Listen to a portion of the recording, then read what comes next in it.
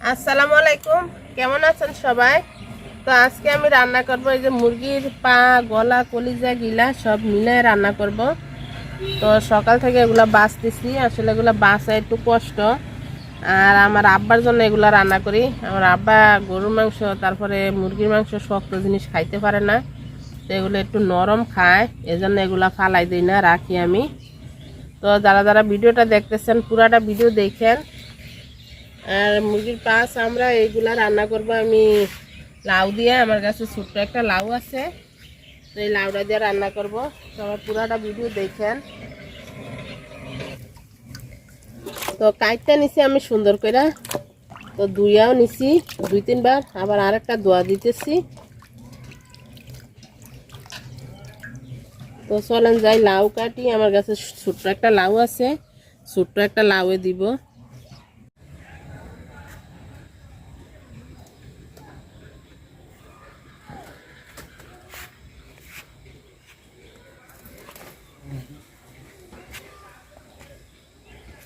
লাউটা ছোট বড় হইব না, আর এটা তো এটা ফাইরা নিলাম, আর নাই গাছে লাউ, আর ছোট ছোট আছে, হয়তো বড় হইলে 5-6 দিন পরে আবার বড় হইব।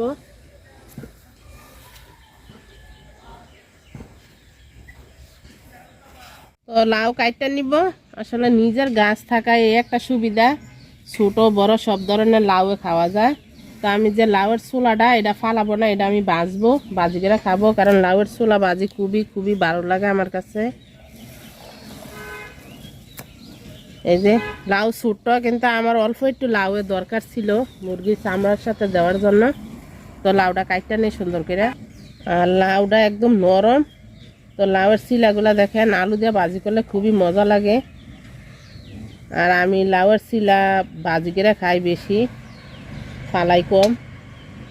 এই যে এভাবে একটু বড় বড় করে কাটটা দিব, কারণ যেহেতু কচি লাউ, তো এইরকম করে কাটটা নিব সবগুলা লাউ। তো লাউ কাটটা এই যে ধুয়ে নিছি আমি, আর এই যে মুরগির চামড়া পা এগুলার সাথে রাখা দিব, একসাথে দিয়ে দিব আমি। তো আদা রসুন নিয়ে নিছি আমি, আদা রসুন বাটটা নিব।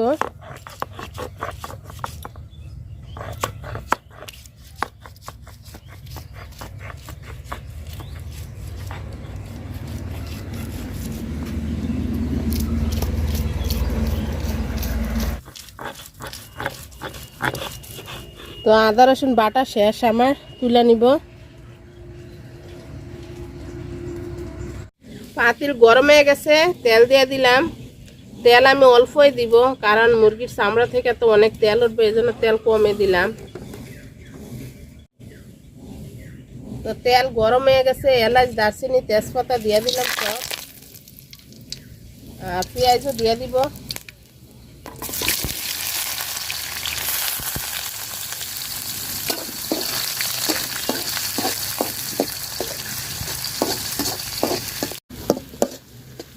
তো পেঁয়াজটা দেখেন আমি লাল লাল করে ভাজা নিচ্ছি।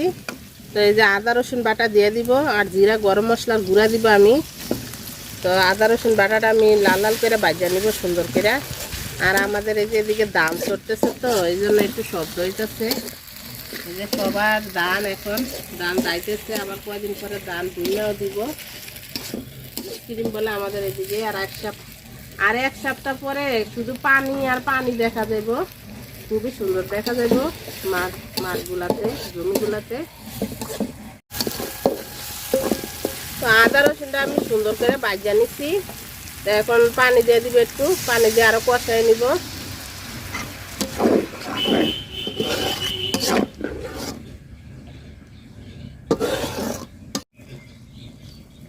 হলুদ গুঁড়া দিয়ে দিলাম, আর দিয়ে দিব মরিচ গুঁড়া,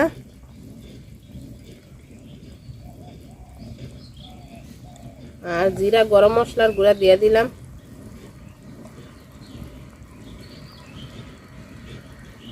আর দিয়ে দিব লবণ।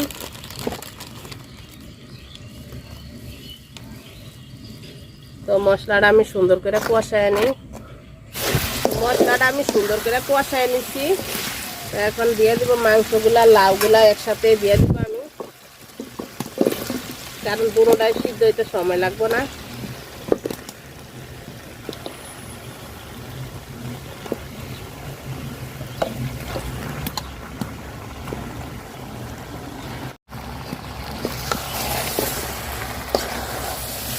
তো লাইরা সুন্দর করে মিশিয়ে নিব মশলা আর মাংস লাউ একসাথে।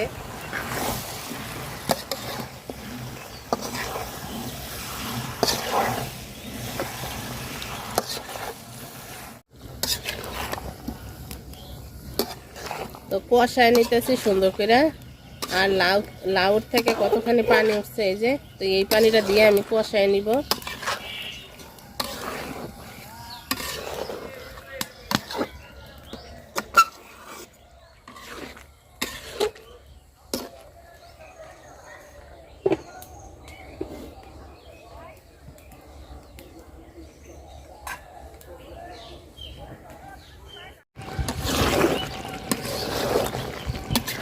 সুন্দর করে কষায় নিচ্ছি আমি। এখন পাতিলের তলায় লাগিয়ে যাইতেছে। তো এখন একটু ঝোলের পানি দিব। আমি অল্প একটু ঝোলের পানি দিব, বেশি দিব না, মাখা মাখা রান্না করব।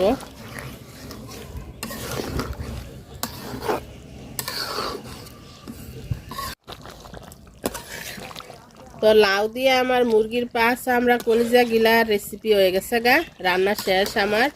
তো এখন একটু গরম মশলা দিয়ে দিব, গরম মশলা জিরার গুঁড়া একটু দিয়ে দিব। তো যারা যারা খান না তারাও এভাবে একদিন রান্না করে খাইয়া দেখেন। পেঁপে দিয়েও রান্না করলেও ভালো লাগে। তো ইনশাল্লাহ আরও একদিন পেঁপে দিয়ে রান্না করব। আজকে লাউ দিয়ে রান্না করলাম, আমার কাছে পেঁপে আছে অনেক। তো যারা যারা ভিডিওটা এতক্ষণ ধরে দেখছেন সবাই অসংখ্য অসংখ্য ধন্যবাদ। আল্লাহ হাফেজ, আসসালামু আলাইকুম। আর ভিডিওটা কার কেমন লাগছে কমেন্টসে জানাইয়েন।